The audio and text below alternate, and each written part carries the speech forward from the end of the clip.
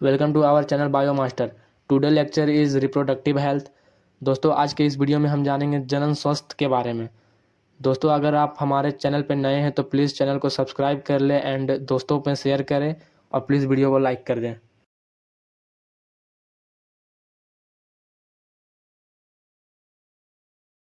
तो चलिए दोस्तों, वीडियो स्टार्ट करते हैं। रिप्रोडक्टिव हेल्थ, जनन स्वास्थ्य क्या है। WHO के अनुसार प्रजनन स्वास्थ्य का अर्थ है प्रजनन के सभी पहलुओं के स्वास्थ्य, यानी physical, emotional, behaviour and social. दोस्तों, एक व्यक्ति तब अगर स्वास्थ्य है जब उसका शारीरिक स्थिति ठीक है, भावुक, व्यवहार, सामाजिक, तब वो जो व्यक्ति है वह स्वस्थ व्यक्ति कहलाएगा।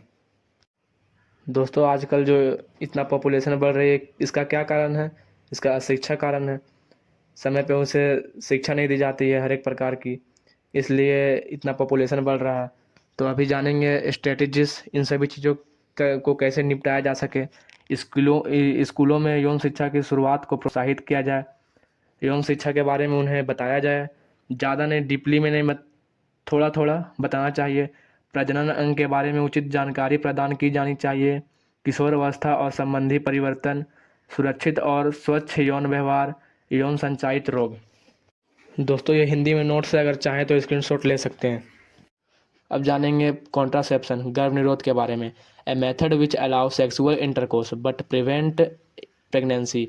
एक विधि जो संभोग की अनुमति देता है लेकिन गर्भावस्था को रोकती है। मतलब एक ऐसी युक्ति जो संभोग की अनुमति तो देता है पर जो प्रेगनेंसी है उसे अलाउ नहीं करता है।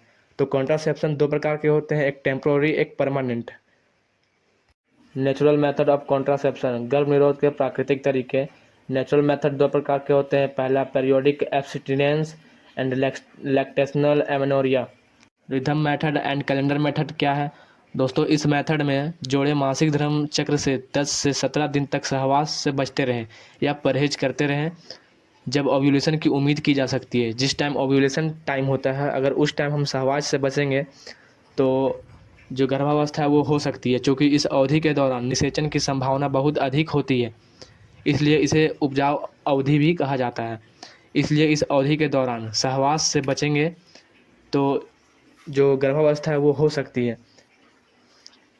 जो रिदम मेथड और कैलेंडर मेथड जो है, उसमें क्या होता है कि यौन संबंध बनाने से उस टाइम बचा जाता है जिस टाइम ओव्यूलेशन टाइम नहीं रहता है। यह मेथड में दिक्कत बस यह है कि हर एक फीमेल का जो पीरियोडिक साइकिल होता है वो सेम नहीं होता है, इसलिए इसमें थोड़ा सा चांसेस है कि गर्भधारण हो जाए। ऐसे अगर मान लीजिए किसी फीमेल का पीरियोडिक साइकिल 28 डेज़ का है, उसमें से 14 को माइनस करने के बाद 2 दिन आगे और 2 दिन पीछे उसको छोड़ के अगर किसी ने अगला दिन सेक्सुअल इंटरकोर्स किया जाए तो ज़्यादा चांसेस है कि गर्भावस्था हो जाए। दोस्तों, ये हिंदी में नोट्स हैं, अगर आप स्क्रीनशॉट लेना चाहें तो ले सकते हैं।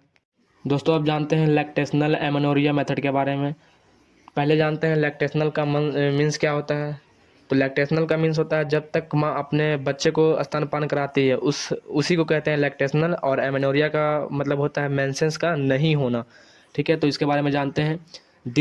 This method is based on the fact that ovulation and therefore the cycle do not occur during the period of intense lactation following parturition.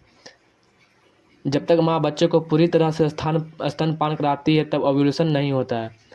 जब अगर कोई फीमेल अगर अपने बच्चे को स्तनपान कराती है तो उस टाइम जो है, उस टाइम का जो पीरियड होता है वो ओव्यूलेशन पीरियड नहीं होता है।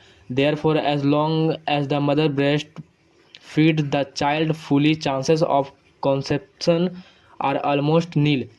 दोस्तों, अगर जिस टाइम स्तनपान कोई महिला अगर अपने बच्चे को करा रही है तो उस टाइम अगर सेक्सुअल इंटरकोर्स किया जाए तो उस समय ज़्यादा चांसेस होते हैं कि गर्भावस्था हो जाए।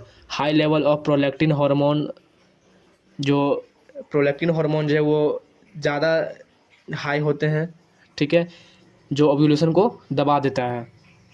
दोस्तों, अभी तक हमने पढ़ा नेचुरल मेथड के बारे में। तो नेचुरल मेथड कहाँ तक सेफ़ है? तो नेचुरल मेथड जो है उतना सेफ़ नहीं होता है, क्योंकि हर किसी का बॉडी और पीरियड साइकिल एक जैसा नहीं होता है, इसलिए नेचुरल मेथड जो है इतना सेफ नहीं होता है। एक मेथड है बैरियर मेथड। तो बैरियर मेथड में क्या होता है कि स्पर्म और ओवम को मिलने ना देकर नहीं दिया जाता है, जिसमें एक बैरियर बन जाता है, उसे क्या कहते हैं, बैरियर मेथड। तो बैरियर मेथड में क्या होता है, पुरुषों और महिलाओं दोनों के लिए उपलब्ध है।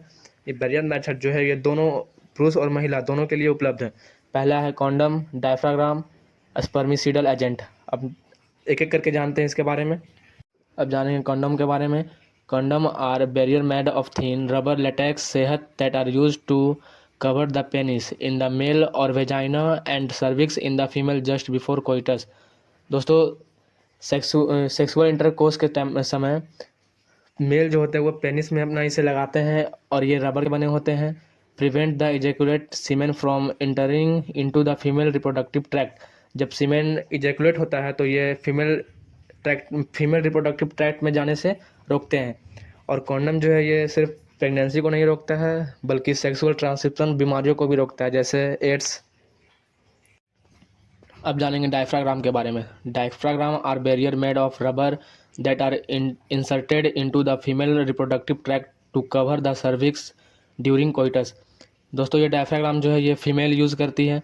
इसमें क्या होता है, ये भी रबर के बने होते हैं और फीमेल रिप्रोडक्टिव ट्रैक्ट में इसे लगाया जाता है सर्विक्स में, और जिस समय सेक्सुअल इंटरकोर्स होता है उस टाइम लगाया जाता है। They prevent conception by blocking the entry of sperm through the cervix. ये स्पर्म को जाने से रोकता है। They are reusable.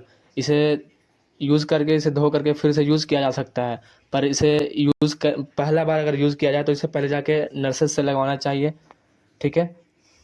अब जानेंगे स्पर्मिसिडल एजेंट के बारे में।